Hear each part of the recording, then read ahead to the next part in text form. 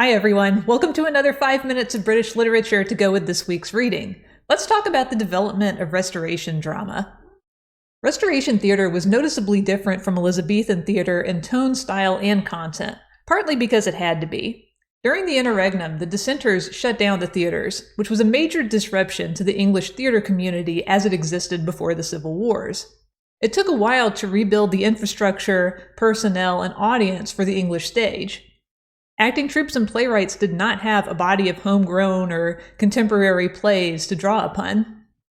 The old theaters had fallen into disrepair and had to be remodeled or entirely rebuilt.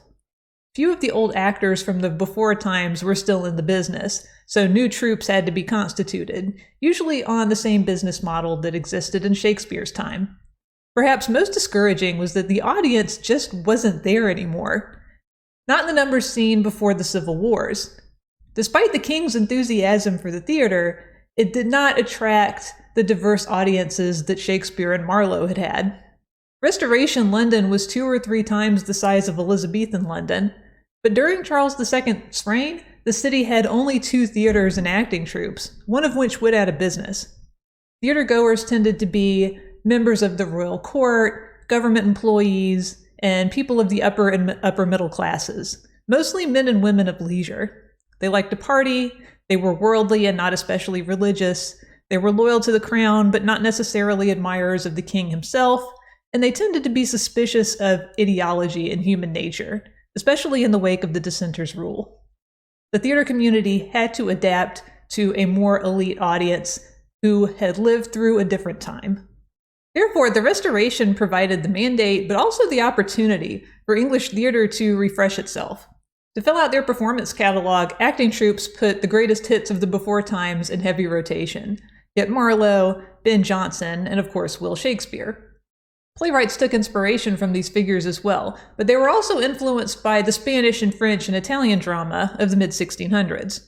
While they were in exile or just traveling through Europe, well-to-do Englishmen gained a lot of exposure to the poetry of French tragedy, the music of Italian opera, and the wit and fast pacing of Spanish comedy, all of which they brought back to England during the Restoration and wanted to see on their own country's stages.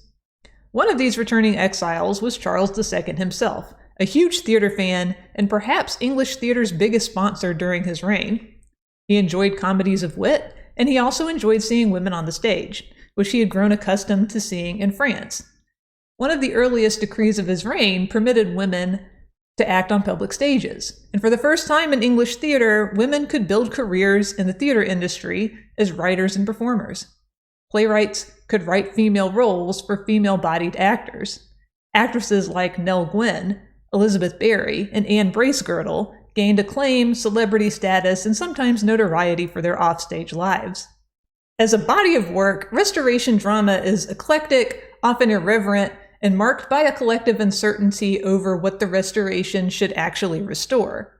A lot of the heroic drama's adaptations and revivals included plots that focus on the disruption and restoration of so-called legitimate authority, a usurpation and then return of a king. They were written or rewritten to emphasize decorum, celebrate virtue and refinement, and above all, allow the audience to bask in the larger-than-life greatness of its protagonists. But a lot of the comedy includes a deep current of cynicism toward tradition, hierarchy, and conventional manners and values.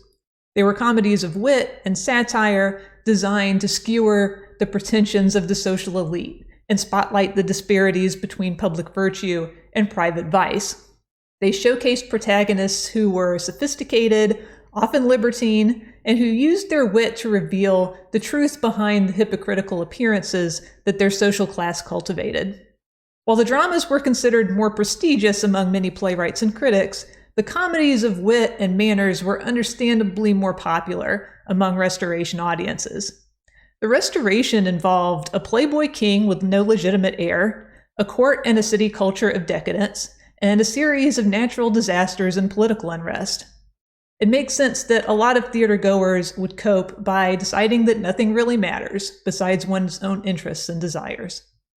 Thank you for watching, and please review the videos for Elizabethan drama and the Civil Wars for this week's reading as well.